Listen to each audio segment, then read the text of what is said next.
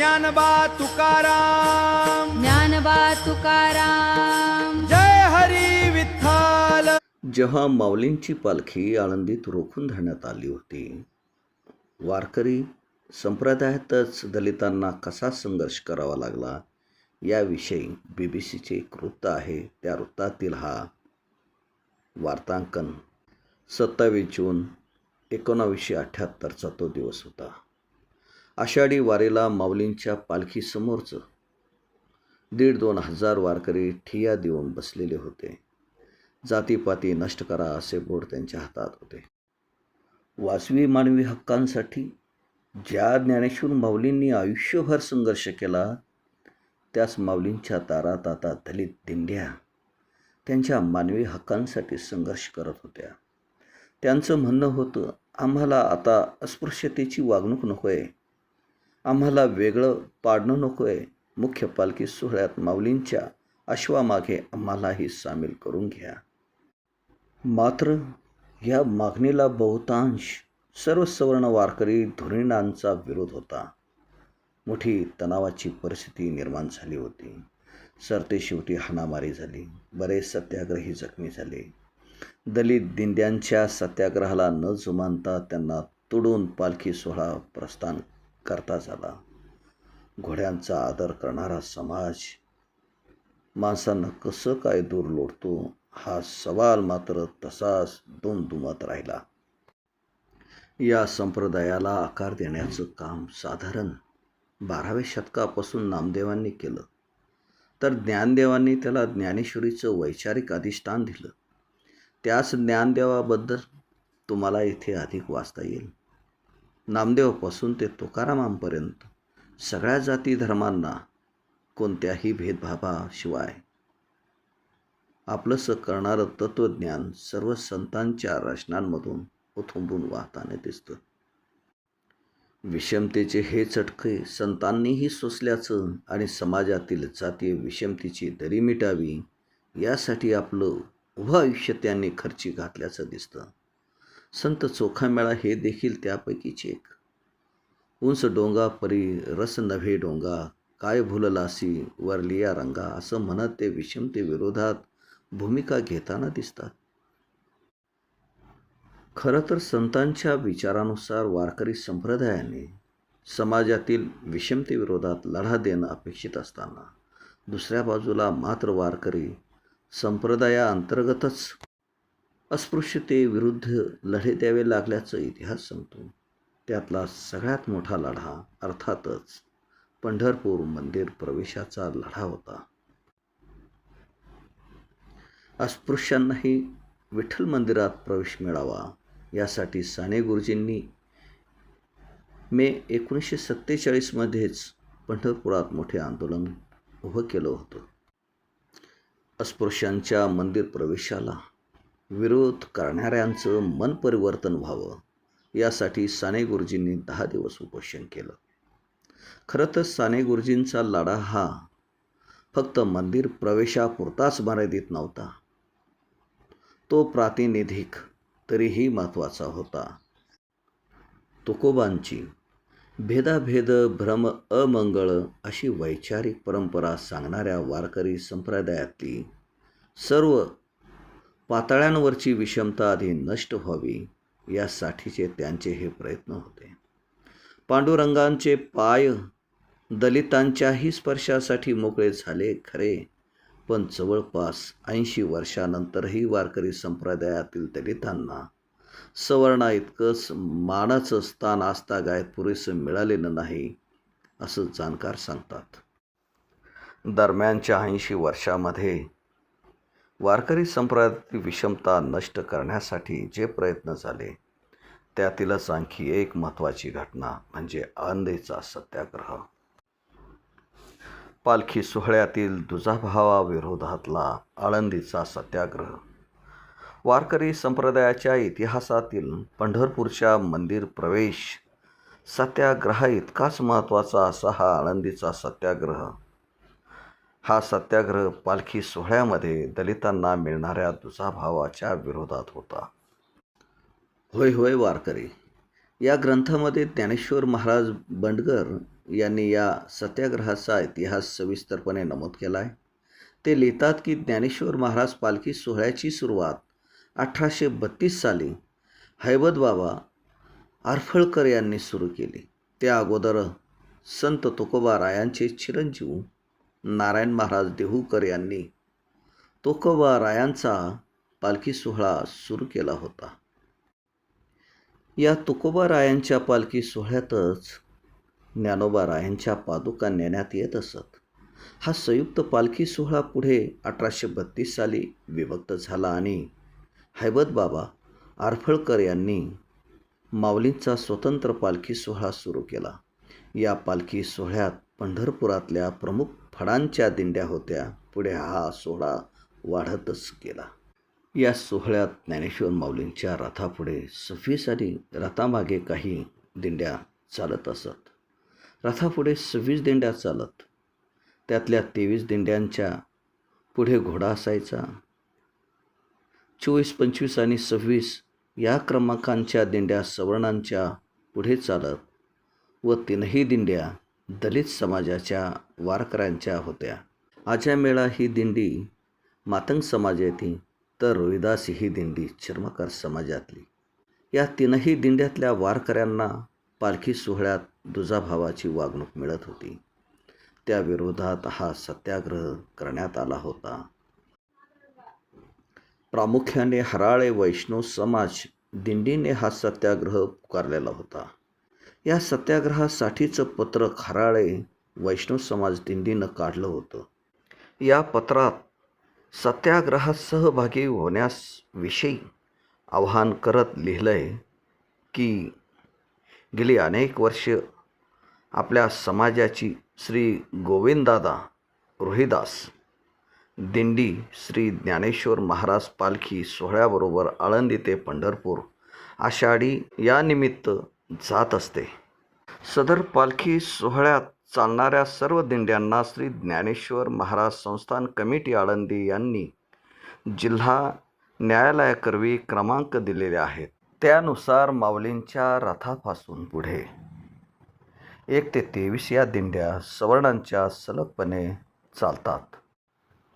परंतु हरिजनांच्या रोहिदास क्रमांक 24, चोखामेळा क्रमांक 25 व आजामेळा क्रमांक 26 या दिंड्या मात्र क्रमांक 23च्या नंतर लगेचच न चालविता सवर्णांच्या आणि हरिजनांच्या दिंड्यांच्या मध्ये दिंडी क्रमांक 23 व 24 यांच्यामध्येच घोडी चालवली जातात, जेणेकरून सवर्ण व हरिजनांच्या दिंड्या एकत्रितपणे चालणार नाहीत, यासाठी ही व्यवस्था करून ठेवली गेली आहे. यावेळी हराळे वैष्णव समाज दिंडीने हा सत्याग्रह पुकारलेला होता. पालखी सोहळ्यासाठी संस्थान कमिटी आळंदी यांनी जिल्हा न्यायालयाकडून नियमावली तयार करविली असून त्यातही या जातीभेदाचा पुरस्कार केलेला आढळतो. दिंड्यांच्या क्रमाबाबत नियम 49 द्वारा जी तरतूद आहे त्यात बंद झालेल्या अथवा हरिजन खेरीज इतर कोणती नवीन दिंडी आली किंवा बंद पडलेली पुन्हा आली तर सोहळ्यात पालखीचे मागे सर्वात शेवटी उभ्या असलेल्या दिंडीने खाली त्यांचा क्रम लागेल. ही जर हरिजन अर्थात रोहिदास, चोखामेळा, आजामेळा यांची दिंडी असेल तर पालखीच्या सर्वात पुढे त्या जातीच्या ज्या ज्या दिंड्या असतील त्यांच्या पुढे त्यांचा नंबर लागेल. या व्यवस्थेवरून जातीभेद स्पष्ट होत आहे असं त्या पत्रकात नमूद आहे. या सगळ्या परिस्थितीबाबत दलित वारकऱ्यांमध्ये खदखद आणि असंतोष होता, पण तो आळंदीच्या सत्याग्रहात परिवर्तित व्हायला महत्त्वाचं कारण ठरलं होतं ते म्हणजे गोपाळचंदन प्रकरण. या सत्याग्रहात वयाच्या 16व्या वर्षी सहभागी झालेले तुकाराम शेळके या माहितीला दुजोरा देतात. हाच त्यांचं वय 64 वर्ष आहे. चपला बुटाजवळ कीर्तन आणि शौचालयाजवळ जेवण. 1977 साली आळंदीतील सद्गुरू जोग महाराज शिक्षण संस्थेत शिक्षण घेणारे चर्मकार समाजातील गोपाळचंदन तेव्हा 22 वर्षाचे होते. तेव्हा नक्की काय घडलं होतं याबाबत BBC मराठीने त्यांनाच याविषयी सविस्तर माहिती विचारली. BBCशी बोलताना ते म्हणाले, तेव्हा दलितांना अगदी वारकऱ्यांमध्ये तुच्छतेने वागणूक मिळायची. वारकरी शिक्षण संस्थेत अभ्यासक्रम पूर्ण केल्यानंतर जी कीर्तन सादरीकरणाची परीक्षा असते तिथं दलित विद्यार्थ्यांना मूळ गादीवर उभं राहू दिलं जात नव्हतं. आम्हाला घरची घोंगडी आणून त्यावर उभं राहून कीर्तन करायला लावायचे. विनेकरीही स्वतःचाच आणावा लागायचा. जिथं सवर्ण विद्यार्थी चपला बूट सोडायचे तिथं दरवाजावर उभं राहून कीर्तन करायला लावायचे. बसतानाही आम्हाला मागेच बसवलं जायचं. जेवणाच्या पंक्तीतही संडासाजवळच बसवायचे. ते सांगतात की ही वागणूक त्यांना सहन होत नव्हती. त्यांच्यासोबत दलित जातीतील 8-10 विद्यार्थी शिकत होते, पण या विरोधात बोलायला कोणीही धजावत नव्हतं.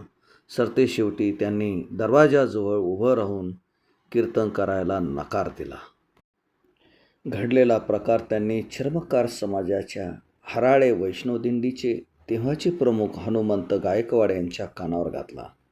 हनुमंत गायकवाड यांनी हा प्रकार पुण्यातील समाजवादी कार्यकर्ते बाबा आढाव यांच्या कानावर घातला आणि तिथून या अन्यायाविरोधात संघर्ष करण्याला तोंड फुटलं. साधना साप्ताहिकमध्ये 24 डिसेंबर 1977च्या अंकात माऊलीच्या सावलीत नावाच्या लेखात अनिल गायकवाड यांनी या घटनेविषयी सविस्तरपणे लिहिलं आहे. ते लिहितात की त्याच संस्थेमध्ये शिक्षण घेतलेले हनुमंत गायकवाड यांना वरील सर्व जातीवादी छळवादी अनुभवाने माहिती होती. त्यांनी या सर्व प्रकाराबाबत पुण्यातील सामाजिक कार्यकर्त्यांशी संपर्क साधला. त्यावेळी प्राध्यापक गबा सरदार यांनी काही पत्रकारांसमेत आळंदीला भेट दिली. सोबत महात्मा फुले समता प्रतिष्ठान व विषमता निर्मूलनाचे कार्यकर्ते होते. वर्तमानपत्रे साप्ताहिकामधून सदर प्रकरणावर प्रकाश टाकला, पण गुळमुळीत खुलाशापलीकडे काहीच हालचाल दिसेना. गोपाळ चंदन यांचं वय आता 71 वर्ष आहे. ते चप्पल विक्रीची हातगाडी चालवून आपली गुजराण करतात. गोपाळ चंदन यांचं वय आता 71 वर्ष आहे. ते चप्पल विक्रीचा हातगाडी चालवून आपली गुजराण करतात. आम्ही त्यांच्याशी बोललो तेव्हाही ते दिवसभर हातगाडीवर उभे राहून रात्री घरी आले होते. या घटनेमुळे आपलं आयुष्य पूर्णपणे बदलून गेल्याचं ते BBCशी बोलताना म्हणाले. त्यानंतर 1978 साली झालेल्या आळंदीतील मोठ्या सत्याग्रहाला मी निमित्तच ठरलो. साहजिकच या आंदोलनात मी पुढे होतो. एकूणच दलित वारकऱ्यांना दिल्या जाणाऱ्या दुजाभावाच्या वागणुकीविरोधात हा संघर्ष उभा राहिला होता. मला कीर्तनाची परीक्षाच देता आली नाही. ती वारकरी शिक्षण संस्थाही सुटली, पण बाबा आढाव यांच्या मदतीमुळं काही काळ नोकरीही केली. बाबा आढाव यांचं 8 डिसेंबर 2025 रोजी नुकतंच निधन झालं. साधना साप्ताहिकात 2014 साली दिलेल्या एका मुलाखतीमध्ये बाबा आढाव यांनी या सत्याग्रहात संदर्भात भाष्य केलं आहे. ते सांगतात की आळंदीचा सत्याग्रह हा फार जुना विषय आहे. परंतु स्वराज्य मिळाल्यावरही अस्पृश्यांची वेगळी दिंडी पंढरपूरला जायची. स्पृश्यांच्या व अस्पृश्यांच्या दिंड्यांच्या मध्ये मानाची घोडी असायची आणि अस्पृश्यांची दिंडी पुढे व मग मानाच्या घोडीच्या मागे स्पृश्यांची दिंडी व तो धार्मिक अत्याचार होता. त्यासाठी आम्ही 1978 सत्याग्रह केला आणि ती प्रथा बंद पाडली. पुरोगामी सत्यशोधक या मासिकाच्या जून 1978च्या अंकात या सत्याग्रहाचा इतिवृत्तांत छापून आलेला आहे. त्यामध्ये अशी नोंद आहे की शेवटी 1000-1500 सत्याग्रही आळंदीच्या देवळासमोर अन्याय दूर झाल्याखेरीज दिंडी पुढे जाऊ देणार नाही अशी भूमिका घेऊन 7-8 तास बसून राहिले. तरी संबंधितांनी काही हालचाल केली नाही. आळंदीतील स्थानिक तालीमबाज मुले चर्मकारांवर गोपाळचंदन प्रकरणापासून चिडून होतीच. त्यांनी जोर करून बसलेल्या सत्याग्रही पुरुष व स्त्रियांना तोडून पालखीच्या लोंढा पुढे नेला. एवढेच नव्हे तर ते परत परत येऊन सत्याग्रहीपैकी काहींना धरून बेदम मारत होते. यात हनुमंत गायकवाड यांचे डोके फुटले. बाबा आढावांना डोळ्यावर मार लागला. आधीपासूनच काहीही न करणाऱ्या पोलिसांनी शेवटी बेछूट लाठीमार केला. त्यातही काही जण जखमी झाले. घोडे पुढे काढण्यासारखी साधी गोष्ट घडायला हा समाज किती खळखळ करतोय ते बघण्यासारखे आहे.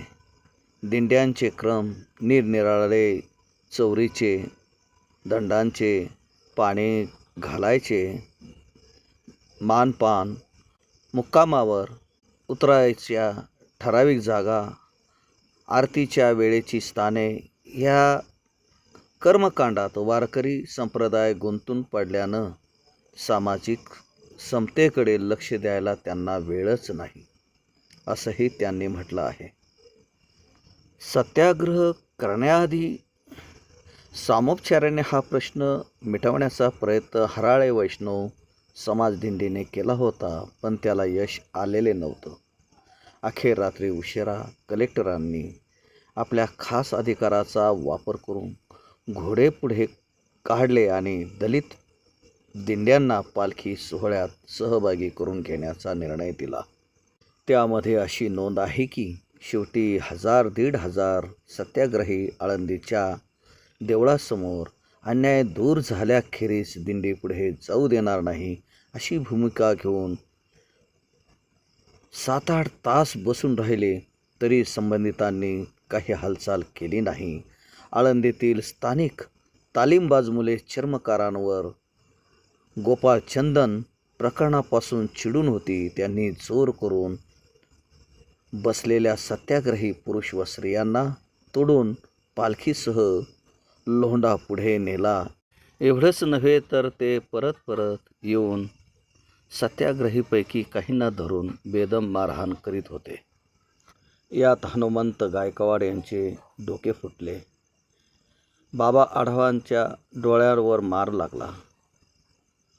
आधीपासून काहीही न करणाऱ्या पोलिसांनी शेवटी बेछूट लाठीमार केला. त्यातही काही जण जखमी झाले.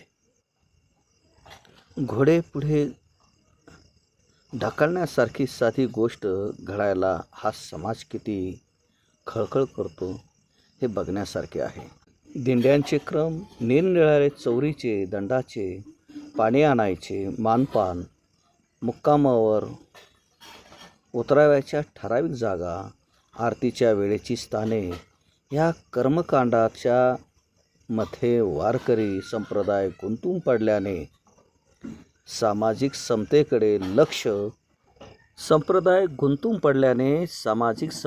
लक्ष द्यायला त्यांना वेळच नाही, असेही त्यात म्हटले आहे.